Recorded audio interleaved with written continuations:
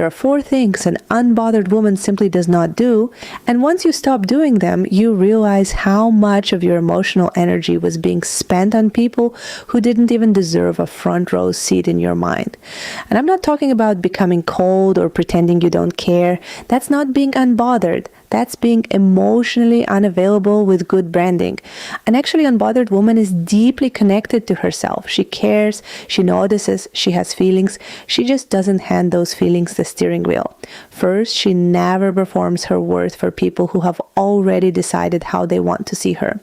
This one is so subtle because it can look like communication. You're explaining your intentions, clarifying what you meant, proving you're not the person they think you are. And suddenly you're giving a TED talk to someone who wasn't even taking notes. An unbothered woman understands something psychologically important. You cannot reason someone out of a perception they are committed to maintaining. So she doesn't audition for approval. If someone misunderstands her once, she can clarify. If they repeatedly misunderstand her in ways that conveniently make her smaller, she lets them. Let them have their little story. You have a life to live. Second, she never turns someone else's behavior into a referendum on her value. Someone doesn't text back? Interesting. Someone becomes distant? Okay. Someone chooses somebody else? Painful maybe, but not an identity crisis. This is where emotional regulation becomes real self-respect. Your brain naturally wants explanations when something feels uncertain because uncertainty is uncomfortable. So you start investigating, replaying conversations, checking timestamps, analyzing punctuation like you're solving a federal case. Meanwhile, the simplest explanation is often the most useful one. Their behavior is information about them and the situation, not a final verdict on you. An unbothered woman collects information. She does not collect evidence against herself. Third, she never rushes to respond just because someone else is uncomfortable with her silence. This is one of my favorite forms of emotional maturity because it looks almost boring from the outside.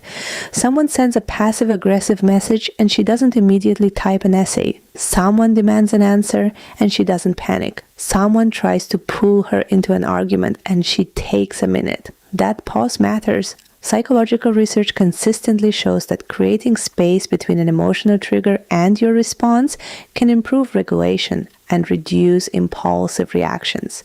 Basically, sometimes the most powerful thing you can do is absolutely nothing until your nervous system stops acting like there's a fire in the building.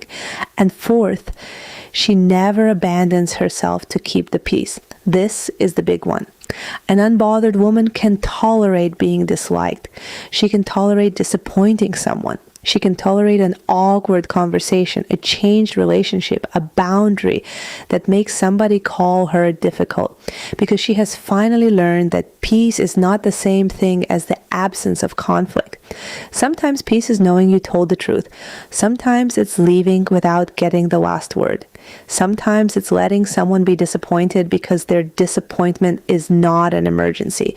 And honestly, this is where I think women become almost ridiculously powerful, not when they stop caring, but when they stop negotiating against themselves.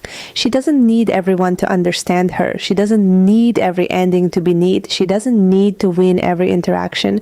She just needs to be able to go home, look herself in the mirror, and know she didn't betray herself trying to be chosen, understood, liked, or kept, and that's unbothered. Love you no matter what.